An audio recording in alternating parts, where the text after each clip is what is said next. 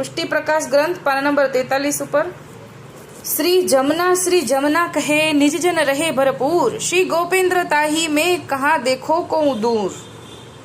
आ कड़ीनो भावार्थ नीचे समझावे छे कि श्री जमनाजीना नाम स्मरणमां जे निजजन सदा भरवाड़ा रहे छे तेना हृदयमां ज साक्षात गोपेन्द्रजी बिराजी रह्या छे। बीजे कांई दूर गोतवा जवानी जरूर नथी। એટલે કે જમનાજીનું નામ આપણે લઈએ તો ગોપેન્દ્રજી હૃદયમાં બિરાજે। એવા પુષ્ટિ ભગવતીના સંગ અને તેની કૃપાથી ભગવત પ્રાપ્તિના અનેક પ્રમાણ ગ્રંથોમાં આપ્યા છે। તેને જોવાની, વાંચવાની, તેનું મનન કરવાની ખાસ જરૂર છે। આજે તેવા ભગવદીઓ નામ સ્મરણ રૂપે આપણી પાસે બિરાજી રહ્યા છે। તેમની વાણીમાં વિશ્વાસ રાખવાથી અને તેમના ગ્રંથનું અવલોકન કરવાથી જ તેના સંગની પ્રાપ્તિ થઈ ગણાય। એટલે કે ભગવદીની વાણી અને ભગવદીના લખેલા ગ્રંથ એના દ્વારા આપણને આપણે ઠાકોરજી સુધી પહોંચાઈ જશે। એની વાણીમાં વિશ્વાસ તે જ આપણો પ્રેમ તેનામાં રાખ્યો ગણાય। નિષદીને તેનામાં રાખેલ અલૌકિક વાણી રૂપ ગ્રંથનું અવલોકન કરવાથી તેની જેવા ભાવનું દાન થાય। આપણે થોડા સમય પહેલા આવ્યું હતું ને કે બાળલીલાનું અવગાહન કરવાનું ફળ, એટલે બાળલીલા ભગવદીઓએ જ આપણને આપી છે। ઠાકોરજીએ ચરવી તોગાર પધરાવ્યો અને બાળલીલા પ્રગટ થઈ। તો આ એ વાણીની અંદર અલૌકિકતા એટલું બધું ભર્યું છે કે એનું આપણે અવલોકન કરીએ, એનું શ્રવણપાન કરીએ અથવા તો એનું ગાન કરીએ તો એ બધા ભગવદીના જેવો ભાવ આવે। ભગવદીની વાણી અલૌકિક છે, તે તરે છે અને બીજાને તારે છે। નિત્ય અષ્ટસખા ભગવદીની વાણીનું સ્મરણ ધ્યાન કરવું જોઈએ। ભગવદીના નામ સ્મરણનો અપાર મહિમા આપણા ઘરમાં બતાવ્યો છે। જે નામ માલકા ગ્રંથો રૂપી લખ્યા છે તેમાં ભગવદીના ભાવ, લક્ષણ અને ગુણ અને ચરિત્રનો ઉલ્લેખ કરવામાં આવ્યો છે। તે નામ માલકાના સ્મરણથી આપણા આજ ભગવદીની કૃપાની પ્રાપ્ત થાય છે। શ્રી ગોપેન્દ્રજીના અનન્ય સેવકની નામ માલકા જે જરા આપણે જોઈએ, જે હરબાઈ તથા રાઘવજી જાનીએ કરેલું છે કે પ્રણમામી પદ જનવલ્લભી આનંદ પરમ ઉદાર ઉર્જી ઉર્વર અધિકતા શ્રી ગોપેન્દ્ર ગુણધિ અપાર મનસા વાચા કર્મણા ને ધરુવો નિશ ધ્યાન દામ એના નામના રસનાય અમૃતપાન।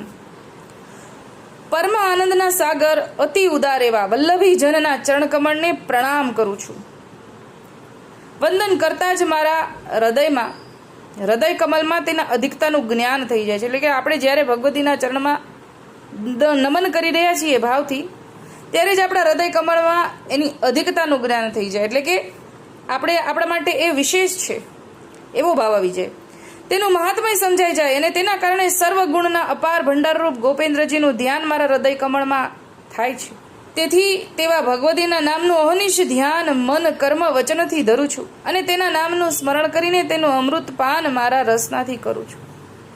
તે જ મારું સાચું જીવનધન છે। આવી અલૌકિક ઉપમા ભગવતીના નામ સ્મરણથી બતાવવામાં આવી છે। શ્રીમદ ભાગવત પુષ્ટિ આપતા એટલે કે એ પ્રમાણ આપી રહ્યા છે। શ્લોક 25માં અધ્યાય 20મો, સંખ્યા 11, અધ્યાય 20મો, શ્લોક 25મો ભગવાન ઉદ્ધવજીને ઉદ્દેશ આપતા કહે છે કે યદિ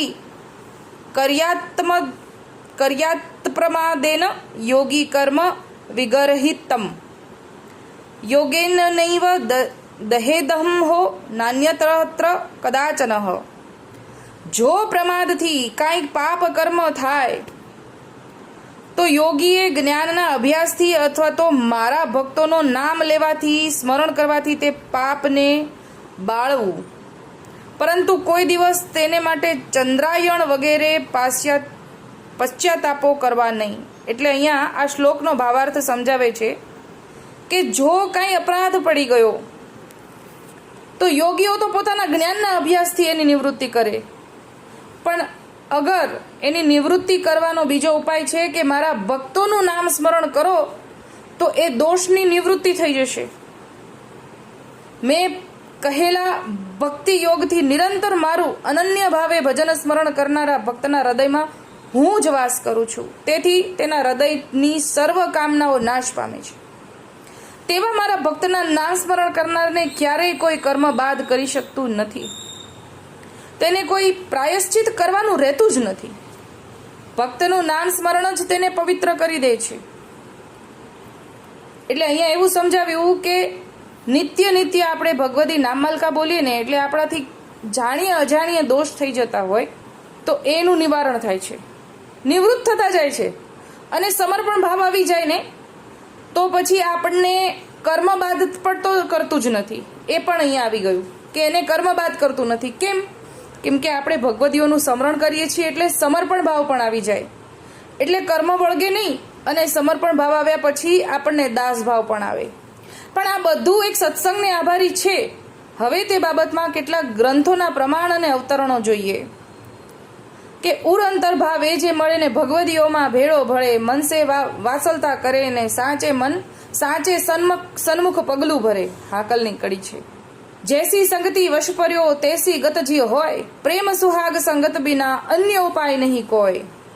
નવલદાસના દોહરાની અમુક કડી આપેલી છે કે પ્રાપ્ત અનુભવ અલૌકિક દર્શન ભગવદી દ્વારા પૈયે યહ સુખ દિન પ્રતિદિન દીજે દયા કરી, દુરીજન દુઃખ સબ સહિયે પ્રભુજી આપન પ્રગટ ભય, તબ સેવક ન્યારે કીને પહેલે અનન્યતા ઉપજાઈ दृष्टि स्वरूप दान दीने, भगवदी द्वारा संबंध करायो भक्ति प्राप्ति तब भई, भगवदी विलसे विविध भातीसो पुष्टि दान नित्य नहीं.